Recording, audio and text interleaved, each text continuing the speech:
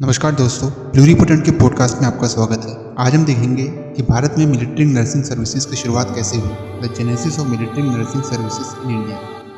Florence Nightingale के द्वारा nursing के क्षेत्र में लाए गए सुधार के परिणाम स्वरूप भारत में नर्सिंग के दृष्टिकोण में बदलाव आया। ब्रिटिश सोल्जर के लिए प्रोफेशनल नर्सिंग केयर की आवश्यकता महसूस की गई। इसके कारण 1881 में ब्रिटेन में आर्मी नर्सिंग सर्विसेज की स्थापना हुई। बाद में भारत में मिलिट्री नर्सिंग सर्विसेज मार्च 1888 में शुरू की गई, जब ब्रिटिश आर्मी नर्सिंग का पहला बैच भारत आया, जो भारत में ब्रिटिश सैनिकों के लिए अस्पताल में सेवा देगा, ये निश्चित हुआ। नर्सिंग सेवा को 1896 में Indian army nursing services IANS के नाम से नामित किया गया। 1902 में क्वीन अलेक्जेंड्रा यूनाइटेड किंगडम में ब्रिटिश आर्मी नर्सिंग सर्विसेज की पहली प्रेसिडेंट बनी और एक साल बाद IANS को queen Alexandra's military nursing for India QAMNS में बदल दिया गया।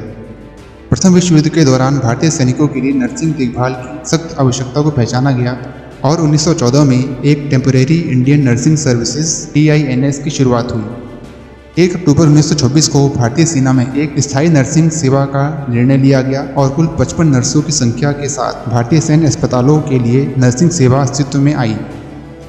1927 में nursing services for Indian troops का नाम बदलकर इंडियन मिलिट्री नर्सिंग सर्विसेज कर दिया गया।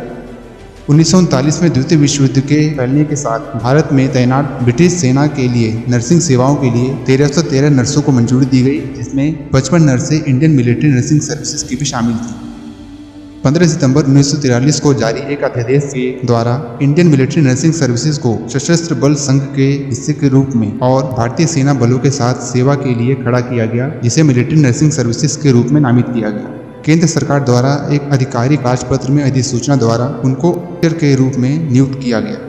15 अगस्त 1947 को भारत को स्वतंत्र घोषित कर दिया गया। कर्नल मिसेस GD हावर्ड, जो एक इंडियन नर्सिंग ऑफिसर थी, उनको 13 सितंबर 1947 को मिलिट्री नर्सिंग सर्विसेज का पहला चीफ प्रिंसिपल मैट्रन नियुक्त किया गया। Major general GA Ram military nursing services में मेजर जनरल का पद प्राप्त करने वाली पहली महिला थी, जो वर्ष 1976 में डायरेक्टर ऑफ नर्सिंग सर्विसेज भी बनी। मिलिट्री नर्सिंग सर्विसेज के नर्सिंग ऑफिसर्स हर समय देश के लिए महत्वपूर्ण सेवा प्रदान करते हैं। त्रिसेवा अस्पतालों में सेना, नौसेना और वायुसेना में सैनिकों और उनके परिवारों की देखभाल करते हैं और आपदा, राष्ट्रीय संकट, युद्ध और आतंकवाद के समय में भी वे अपनी सेवाएं देते हैं।